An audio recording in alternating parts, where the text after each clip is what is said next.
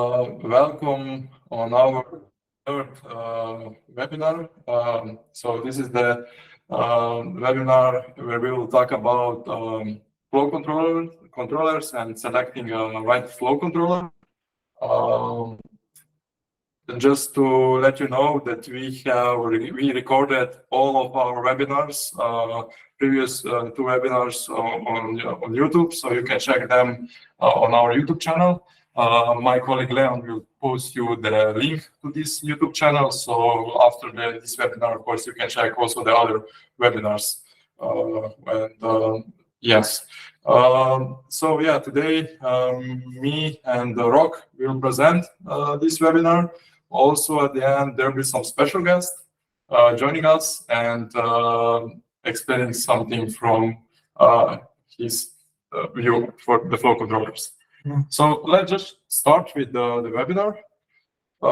Firstly, of course, we will talk about some theoretical part, and then at the end, we will move to the practical part, where we will show you how you can do the simulations with our application. So let's start. Some facts at the beginning about us. I hope I'll learn about us, some facts, but of course we need to tell you a little bit. We need to tell you this again. So CAMS company was established in 2008. There was like a group of it's like a group of compressed air experts together with mechanical engineers, electrical engineers, and software engineers. We developed the application software for complete compressed air management solutions. This software is a holistic approach and action-driven independent engagement. Of course, in our application, there are many options how you can optimize your compressed air system. We included also auto analyzers, action cards, improvement action cards, which lead you then to the energy excellence in your system. CAMS compressed air management system support different standards. It supports CSA 837 standard, then also the ISO standards from 11011, 50001, and 55000. The main interesting fact is that we have already 3 locations all around the world. The main headquarters is in Slovenia. Then the next location is in CAMS Nordic. It's in Sweden, and the third one is in the States, in Denver. Also, the CAMS application is used from many independent from all around the world. There is also CATS Coalition who support CAMS. So these were some facts about CAMS. Now we can move on. Maybe at the beginning, yeah, for those who doesn't know about me, I'm Uroš. I work in CAMS already for 4 years. I'm specialized in measurement equipment and measurements. Yeah, and basically I'm also technical support for CAMS application. And my name is Rock.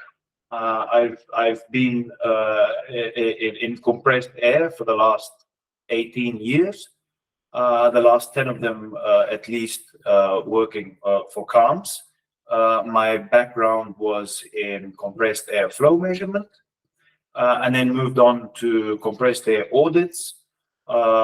Built a couple of compressed air stations, did whole systems, and I am now a mechanical consultant for the CAMS system, specializing in simulations. And one of the parts of these simulations is also the simulation of the flow controller, which we'll get into in the latter half of this webinar. Okay, thank you, Rock, for your introduction. Okay, so if you go back to our presentation, like also the previous presentations, we were always talking about the simulations. So something about the simulations. The simulation basically in the theory is the process of transforming the real system to the computer model. You are applying different kind of mathematical equations that will describe a flow, power, and also the pressure characteristic.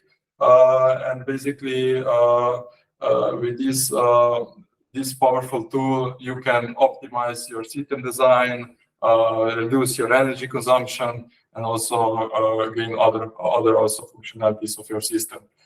What kind of simulations basically you can do with Kant simulations? So we developed the many tools, and in Kant simulations you can use them for different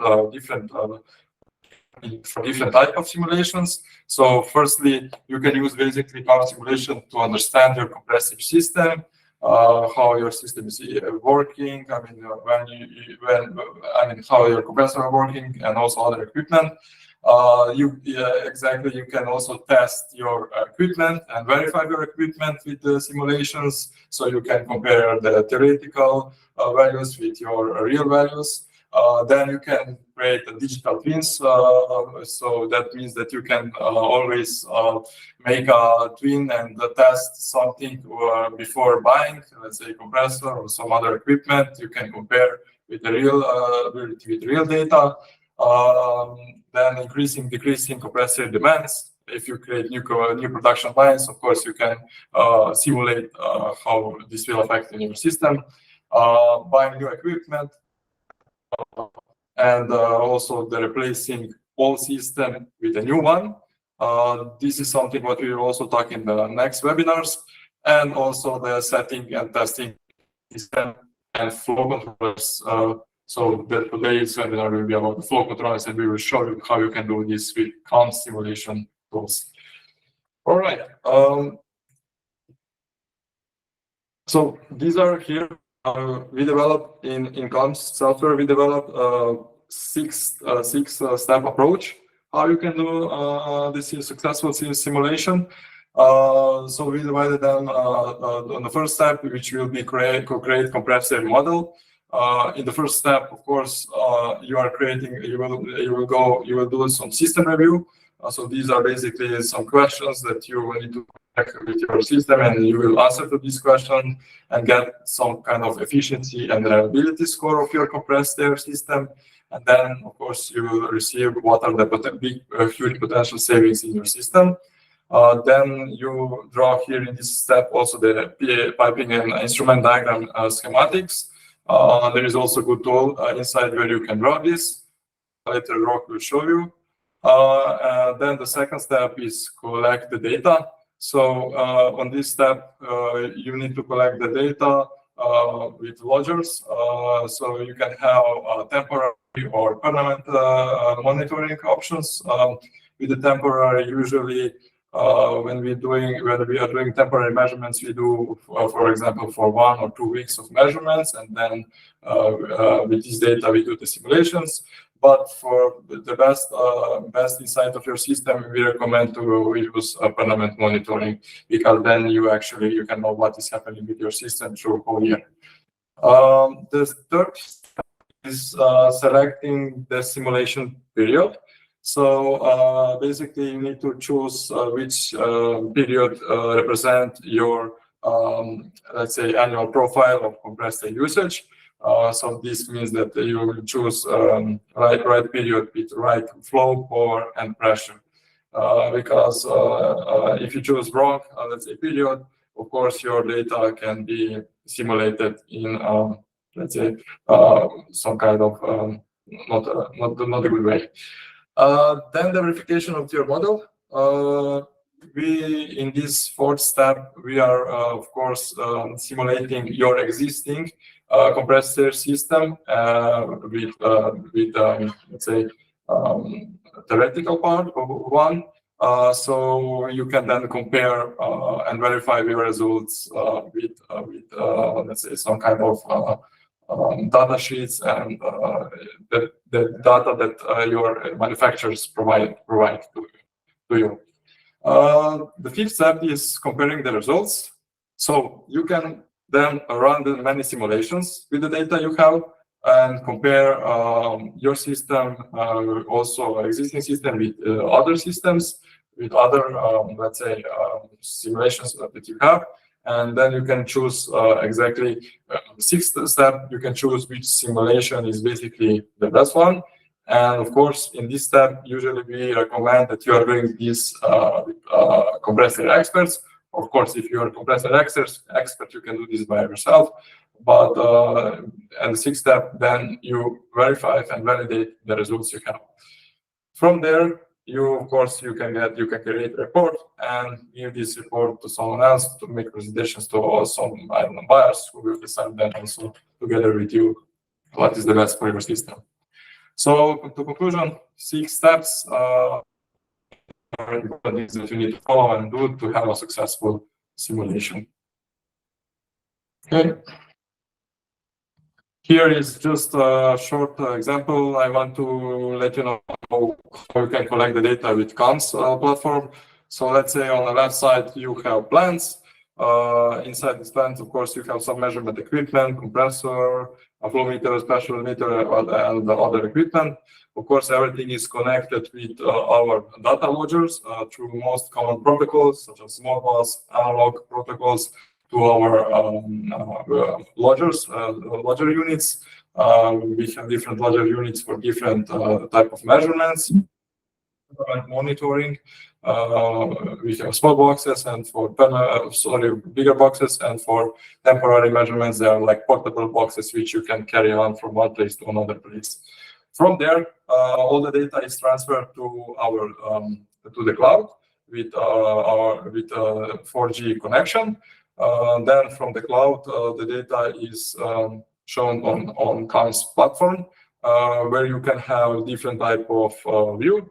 You can have multiple system view, so it's like corporate view. If you have different the plants all around the world, then you have operational view where you can check your system, and the expert view, which allows you to do the simulation, to go deeply inside of your system. In CAMS also, we didn't forget about the link management. We developed the mobile app, so you can use also with your own leak detectors. You can check the waste inside the plants, and of course use also other tools for the waste on CAMS platform. So briefly, in general, that's process diagram, and that's how it works. Now we can basically, I think it's the time where we can now move to a practical part, and where we can Absolutely somehow with some of our systems. And Rock, maybe also you can show us then how you are doing the simulations on the real data. Perfect. Yes. Once you have data collected, then one of the expert views is the simulation panel, where you can start doing simulations. And one of the simulations you can do is, how does your compressor station react to the implementation of a flow controller? For some of you, I'm sure for the vast minority of you that might not know exactly what a flow controller is, let us first have a look where it is usually placed, what are the different placements, and what does it actually do for your system.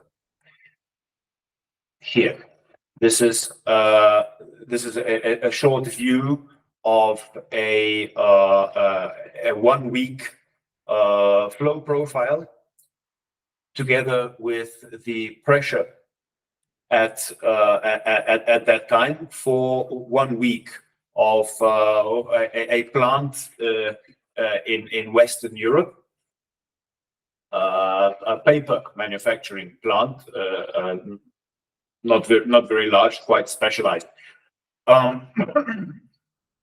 One of the things that they do not have is a flow controller.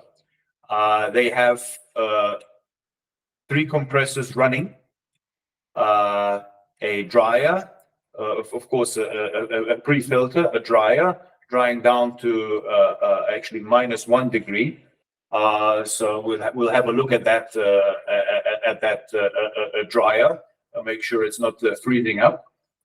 And then later on, the flow gets divided into two different areas of the production area, from the two different areas of production. One of them is a carton manufacturing line, and the other line is all the rest of the smaller equipment that uses compressed air. So they have one large cardboard manufacturing, a cardboard making machine, a cardboard machine. That's one of the lines, and everything else is all the other peripheral equipment that they have: cutters, printers, packers, is on the other line. And on one of these lines, the cardboard making machine, they believe they could run at a lower pressure, and so a flow controller can be installed. A flow controller is very much like a pressure regulator, where one could be installed, and in our view, that can be done in the setup pane in the equipment, where the SCADA view that we saw earlier is now visible as a piping and instrumentation diagram, and a flow controller can simply be placed either here in front of both of the production lines, or if I move this along, we could place it either up here into this manufacturing line, or here lower into the second manufacturing line, where the outputs of the manufacturing line, one of them is here and the other one is there. And there are, of course, benefits of placing them, either placing this flow controller right in front or at one of these lines. And one of the biggest differences between the placement of these flow controllers is the pressure vessel, which is situated right here. In one case, the flow controller, actually this would be a silly place to put it, I'm sorry. The flow controller would be added right here after the pressure vessel, very important, or in one of these lines. The flow controller acts like a pressure regulator. It regulates pressure by opening and closing the valve slightly, and thereby increasing or decreasing the outflow of the compressed air to the downward side. Therefore, the name flow controller, because the position of the valve changes the flow, but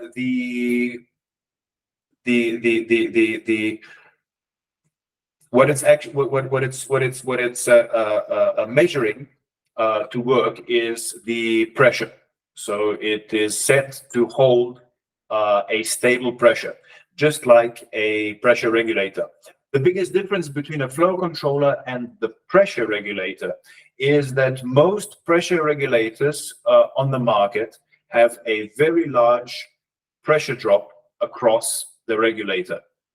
So if you have a system pressure of 100 psi, there is no way to set the pressure on the pressure regulator to 98, a difference of just 2 psi. The pressure drop across most pressure regulators is at least 10 psi. So this is where the flow controller comes in, where you can reduce the pressure at a certain area in the plant by much less than the pressure drop across a pressure regulator. Therefore, a flow controller, which is usually a much larger piece of equipment than a pressure regulator, which pressure regulators, I suppose, go up to about the size of 1 inch, perhaps 1.5 inches, where flow controllers are normally sized 3-inch, 5-inch, 8-inch, perhaps even larger. Another aspect of most flow controllers is that they can be turned off. Therefore, the valve can be put into a closed position remotely, usually connected to some controller in a schedule, and perhaps in the afternoon, if a certain area of the plant does not need any air, then the flow controller can also act as a shut-off valve. So let's remove this. Right, now let's go to the simulations. I have chosen that week of data to simulate different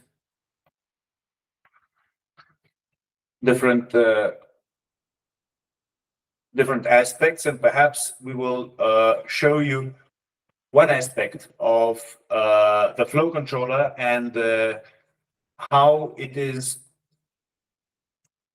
different if you have a VSD machine before the flow controller and an on-off machine before the flow controller. The way that the flow controller contributes to energy savings is that it lowers the pressure behind the flow controller.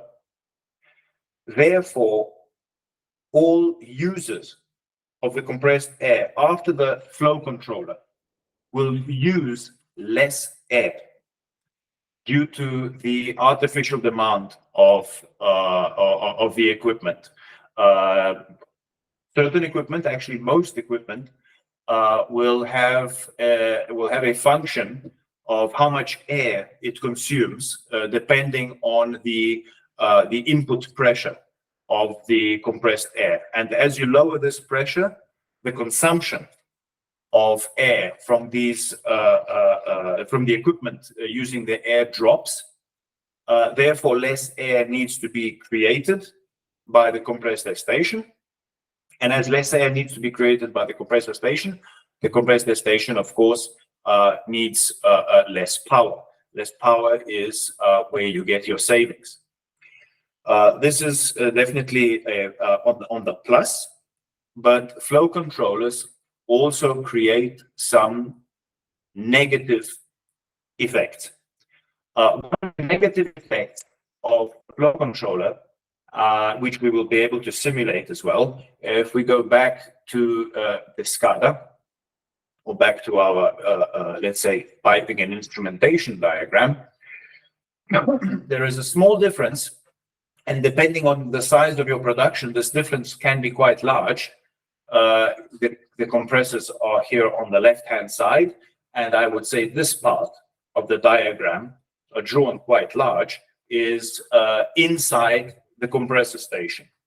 Everything else is outside the compressor station, and if we have a look at the size of our piping and instrumentation diagram, you can quickly see that what we mostly work with is compressor stations, as the diagram part of the compressor station is larger than all the rest of the production. Now, in real life, this is not the case. In real life, the compressor station is just a small room in a very, very large production plant. Placing the flow controller further away from the area of production of compressed air, if you place it further along, then the capacity of the system decreases. The capacity is the volume of all the piping and the volume of the pressure vessel.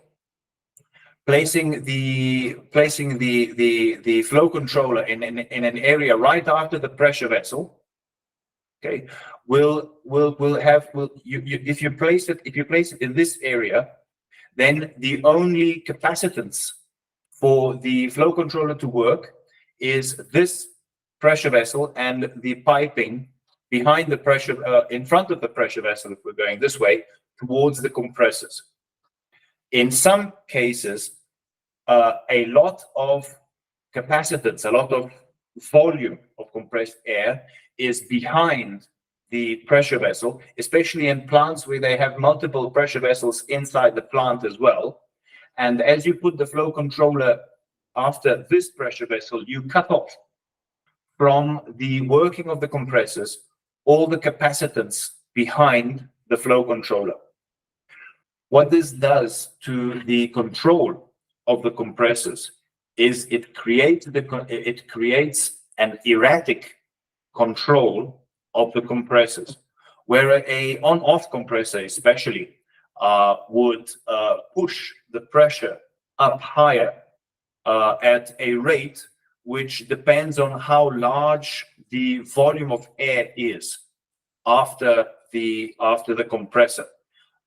Using a flow controller, you cut off the capacitance from the compressor, and the pressure will therefore rise much faster. As the pressure rises faster, of course, the compressor will unload sooner. As it unloads sooner, the pressure will drop and it will have to reload again much faster than if it had a larger capacitance.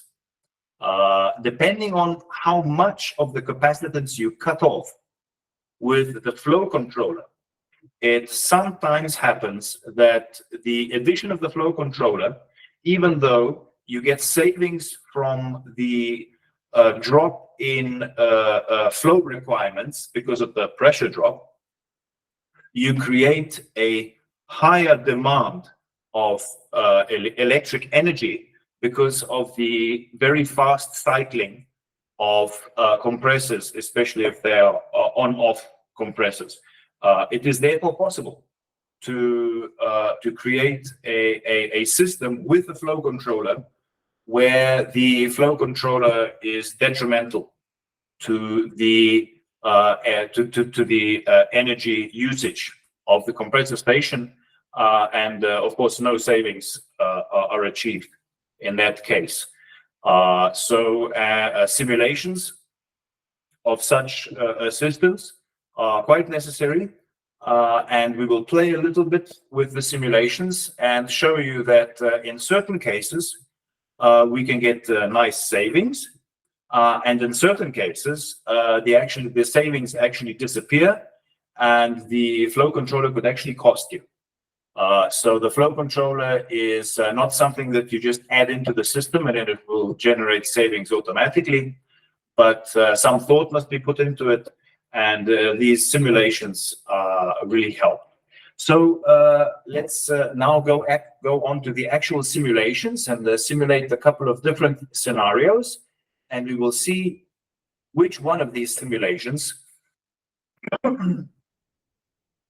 generates savings and how to increase the savings.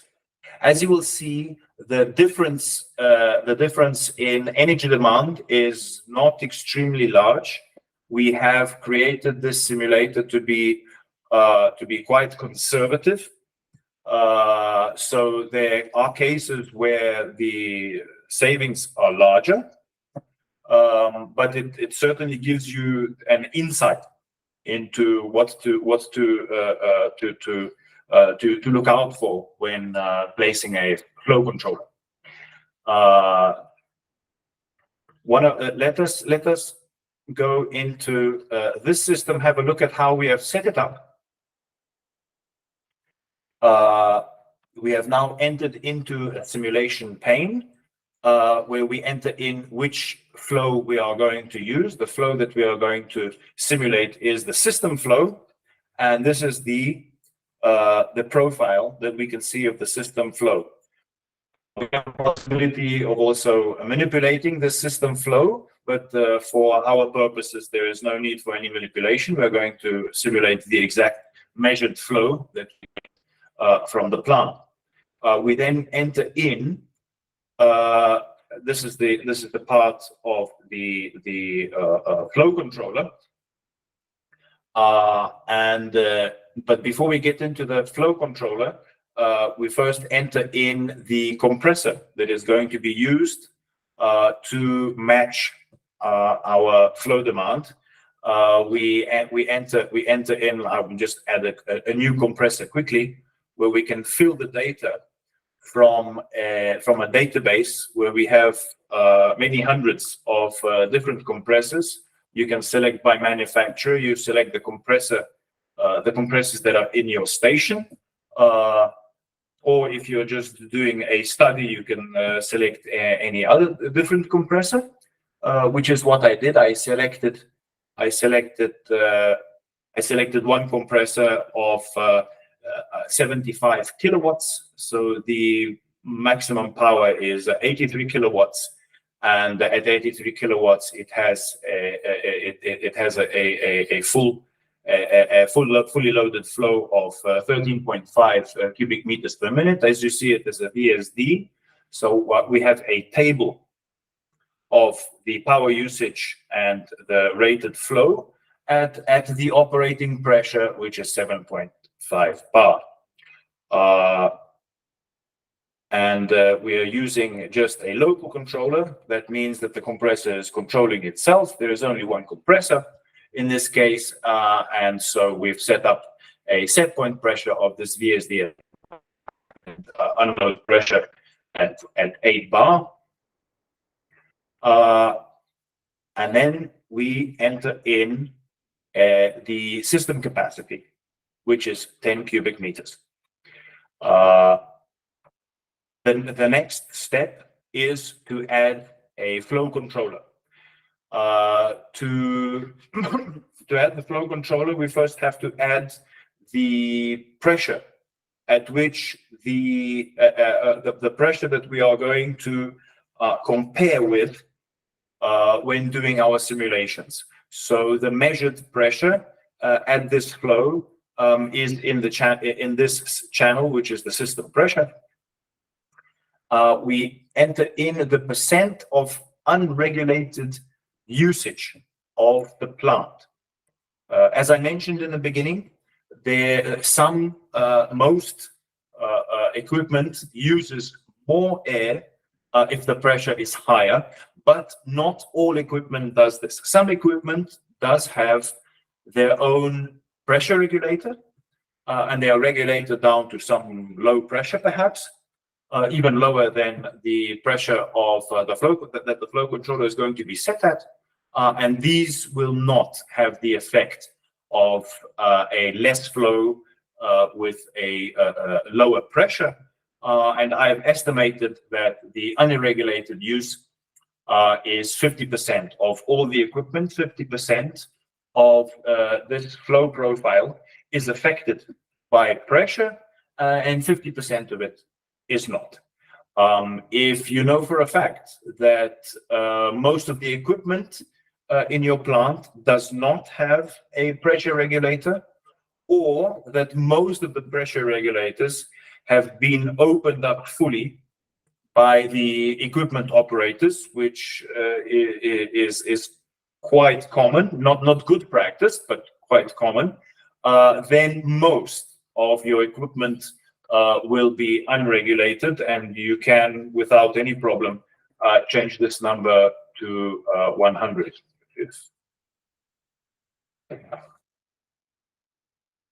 But my initial estimated 50, and we will change this number to see how this simulation reacts.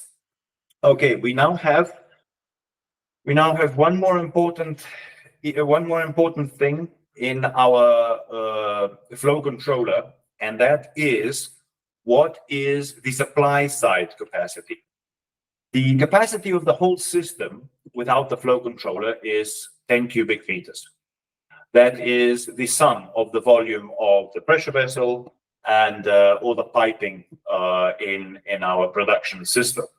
CAMS has some analyzers and from periods of 2 weeks of data, our analyzers, AutoAnalyze, can analyze the pressure fluctuations with the running of the compressors, and it will actually quite accurately calculate the supplies, the system capacity. You can, of course, just use the pressure vessel and perhaps the header piping, the length of the header piping, the diameter of the header piping, and come up with quite a good estimate of the volume.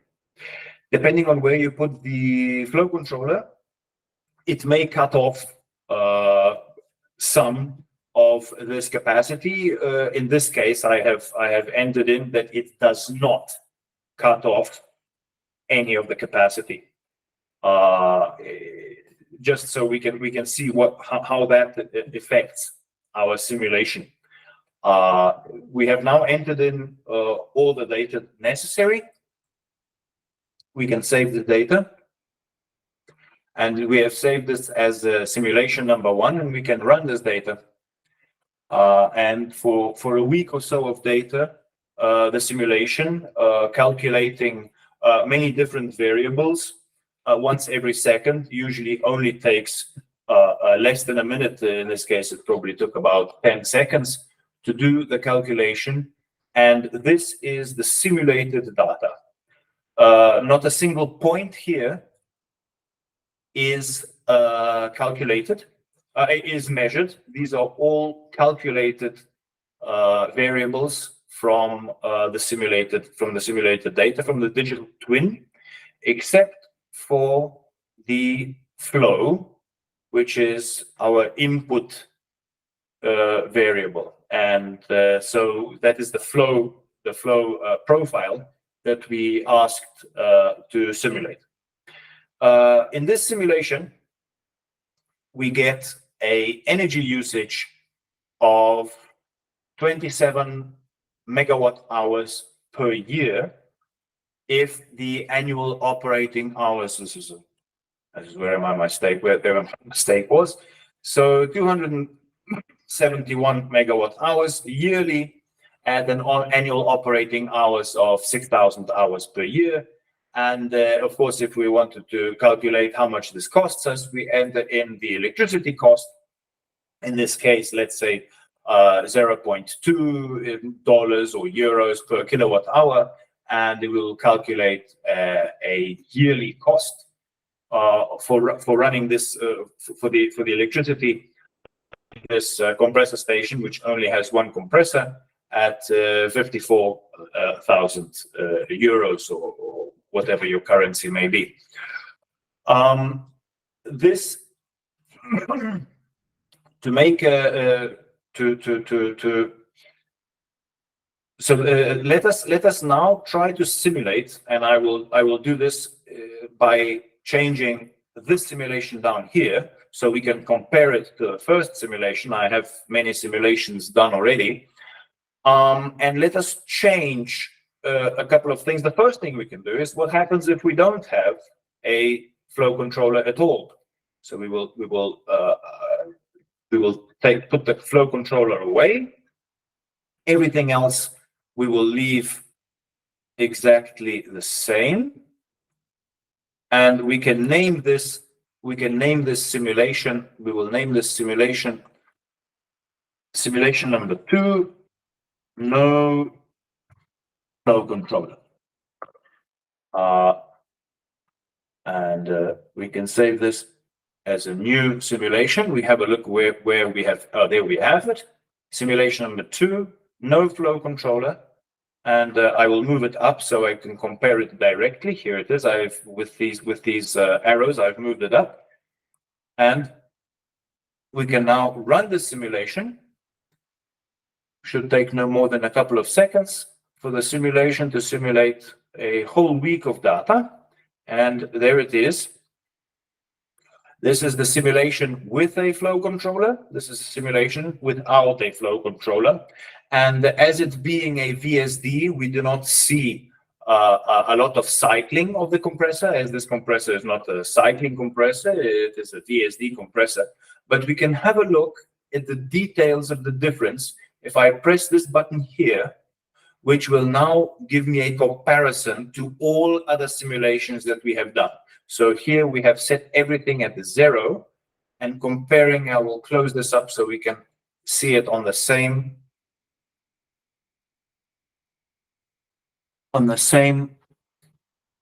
what have I done wrong now? There is absolutely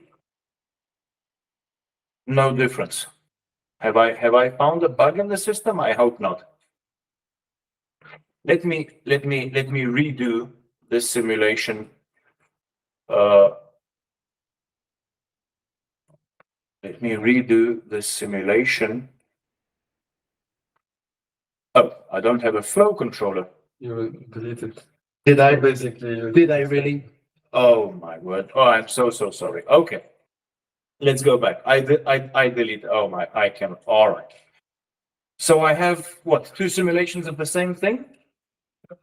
Oh, thank goodness. I thought we had a bug. Okay. All right. So the bug is in me. Let me edit the simulation so in this simulation where we have no flow controller, it's the same simulation as this one. I will edit this one. We edit this one. We see that it also doesn't have a flow controller. I will add it now. And I will select the pressure. I will select a unregulated use of 100%, which means all the equipment in my in my plant is affected by the pressure in the system, and I will put a pressure set point of 6.5 bar. My compressor station, as you can see, my compressor has a set point of 7.5 bar. But I am pretty sure that we can lower the pressure in the system to about 6.5 bar without having any issues with the production. If this is true, this also has to be tested. But to simulate, as a simulation, this is going to be my assumption that we can drop the pressure to 6.5 bar. One of the excellent properties of a flow controller is as long as it has enough capacitance behind it, it will hold this pressure extremely well, and we will not expect any pressure drops below 6.5. So that is also one excellent property of a flow controller, that it stabilizes the pressure very well. And I imagine that I have placed the flow controller in such a way that it does not affect our system capacity too much. Perhaps it is almost the same, or let us imagine that 1 cubic meter of volume has been cut off from the system by the flow controller because of its position in the plant. So I will write the supply side capacity of 9. I will change the name here. So this is has right. This one has it, and I will save this as a new data. So this is the one that I have now. This is the one that does not have it, and here I have edited one that does. And let us now run this simulation. And if I have entered all the data in, we should get a difference. Adding the flow controller does prolong the simulation, as there are many more variables it has to calculate for every second in the week, but still should not take more than a couple more seconds, and we will wait for it to finish. And as soon as it does so, we can compare it to the simulation that does not have, there we are, that does not have any data. I will press this button to set my comparison with this compressor station that does not have a flow controller, and we get some interesting results. The first results that we can see is that the average power used by this compressor station, which only has one compressor, is 45 kilowatts. The compressor station with the flow controller has an average power that is less. Therefore, we experience some savings. What is interesting is this red colored percentage and the arrow pointing upwards, which means that our specific power has actually risen. This is a sign that the compressor station is not as efficient as it was before. And there are very clear reasons why. As we have entered in the flow controller, because the pressure is now less, the usage of air is less, and we can see this here with our average flow. The average flow during the week, and this is the flow profile, without the flow controller is 7 cubic meters per minute. As we enter in the flow controller and if we have a look at this graph, perhaps we can see this more clearly in this graph. This is the pressure during the week that we have simulated. And this green line is the pressure that the flow controller is holding. So the flow profile is regarding this pressure of the flow controller as all the flow is less because the pressure is less. It is held steady at 6.5 by the flow controller. Therefore, the average flow during this week is 6.8 cubic meters per minute, if I close this down, compared to the simulation with no flow controller at 7. This compressor at a lower flow is slightly less efficient. Most compressors will rise in efficiency as the average flow or the flow gets closer and closer to the full flow of the compressor, where most VSD compressors will be most efficient close to 80%, 75, 80% of the full capacity of the compressor. As the average flow falls, the efficiency of this compressor will also fall, not very much. As you can see, the specific power has risen, but not very much. But because of the lessened flow, the energy cost has now dropped by almost 4%. And if we have a look at the difference in costs, we have an estimated usage of 54,000 in the case with no flow controller, and just over 52,000 with the flow controller, giving you an annual savings of almost exactly 2,000. Depending on which flow controller you choose and what the size is, you can then calculate the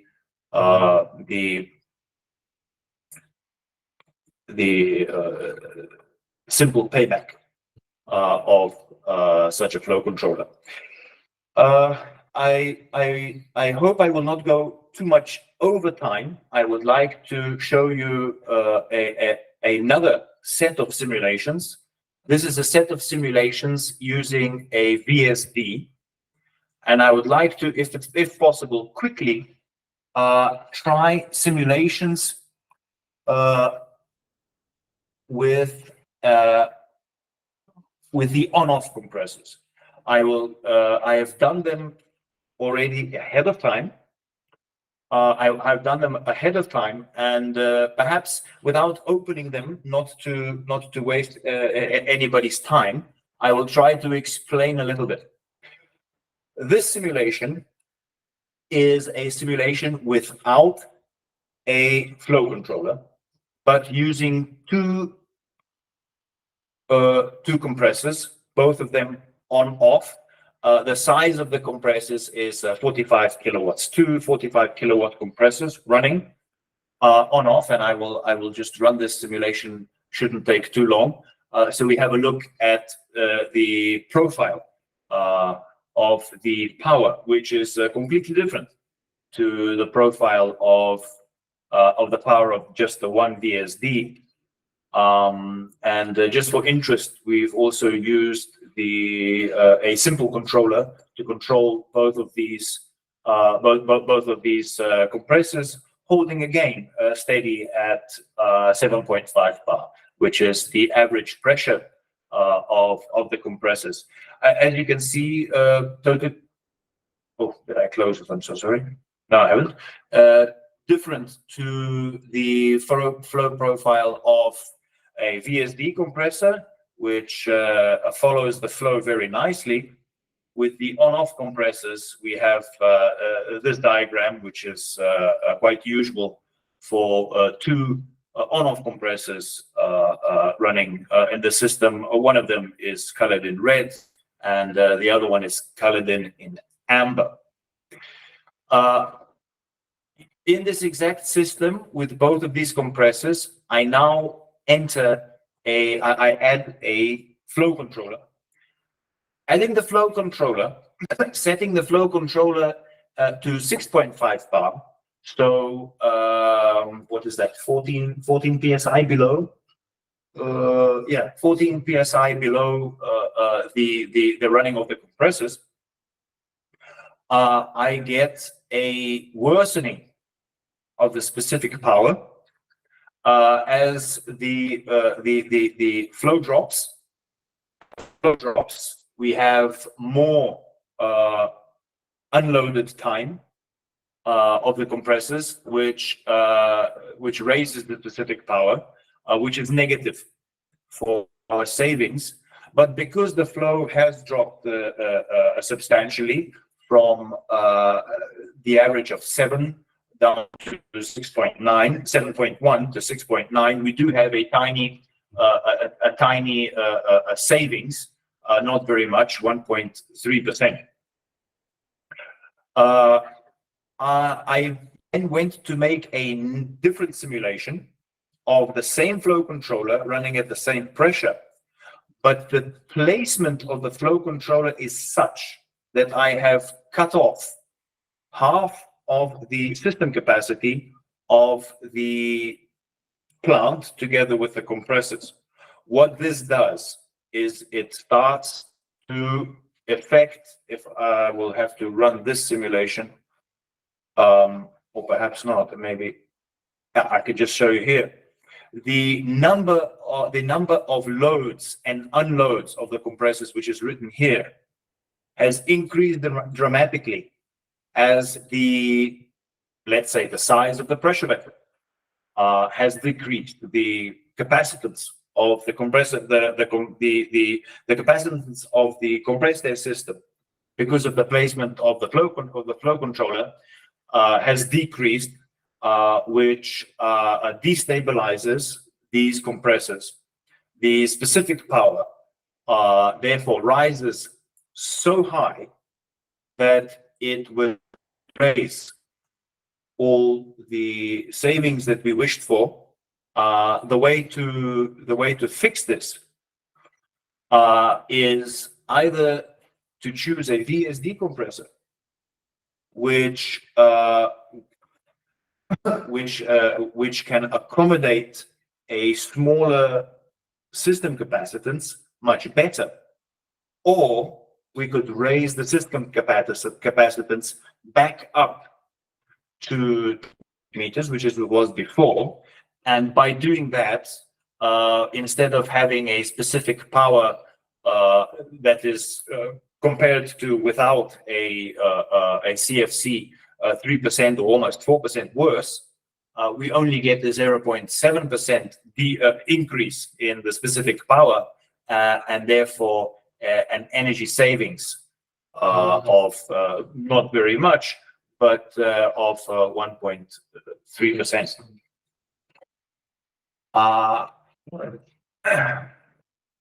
As we stated in the beginning, I would also like if our guest is willing to invite Mr. Kiran to say a couple of words to perhaps criticize our simulation if he feels that we have missed something, or if we could perhaps do any better. Oh, Kiran. You are in my eyes one of the world's experts in this area, and I would appreciate a little bit of feedback if possible.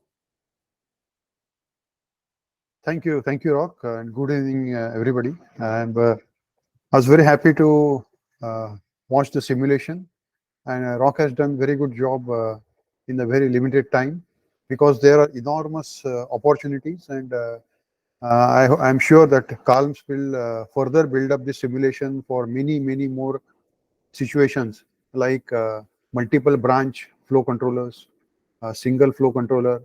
There is an upstream flow controller where we have the two pressure systems completely disconnected from each other, and you have excess air available, compressor capacity available in one system, then the other system. Then how do we join that with the upstream pressure controller? So there are many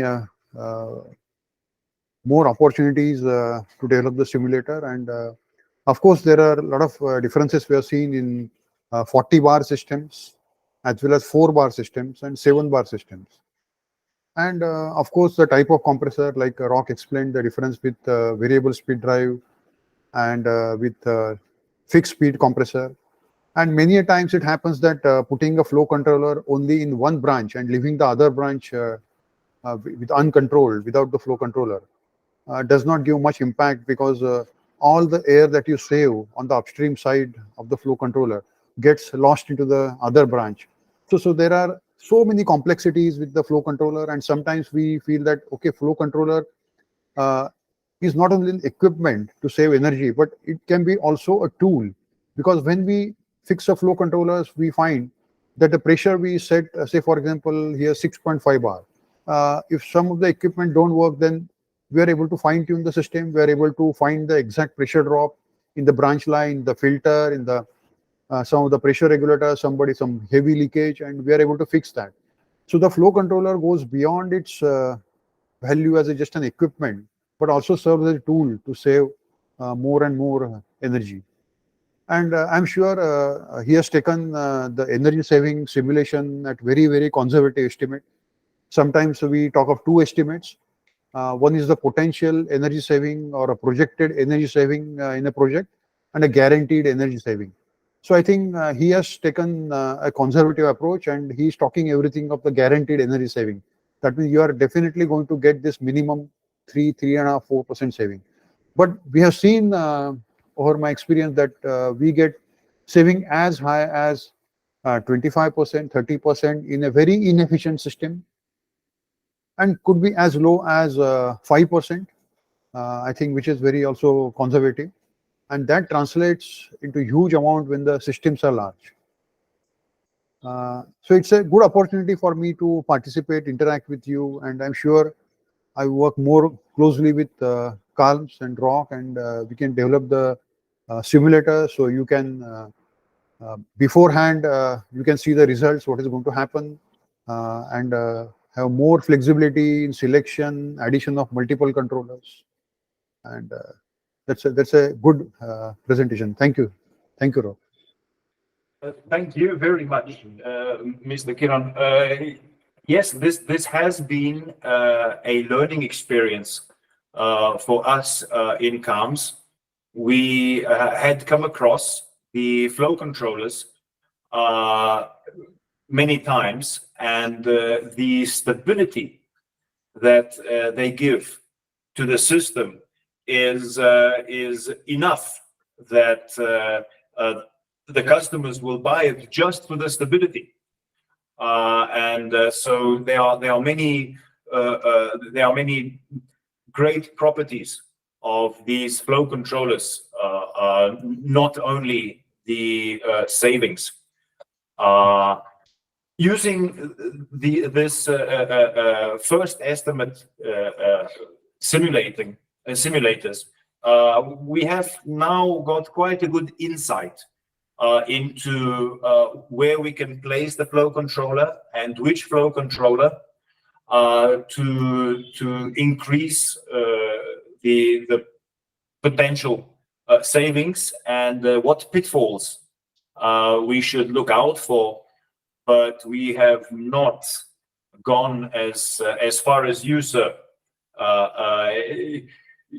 into the intricate details of reverse controllers, where we can have the upstream, multiple controllers. Flow controllers is also something we have not yet tried to simulate, and yes, we would love your input in that area, so we can transition to even more complex simulations.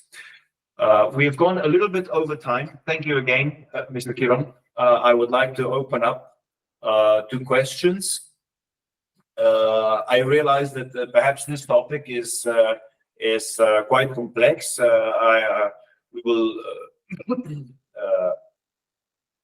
We're now opening up for questions. Okay, so yeah, if someone has some questions, you can ask us now. We will try to answer to. There's the link. Yeah, there is a link, for our YouTube channel. You can check all of the records on this channel. This is in the chat area, yes? Yeah, it's in the chat. You can also open the chat area and you can see this link. Also, yeah, everything is recorded. This video from today, it will be uploaded tomorrow, I think. So yeah, you can check all the previous one.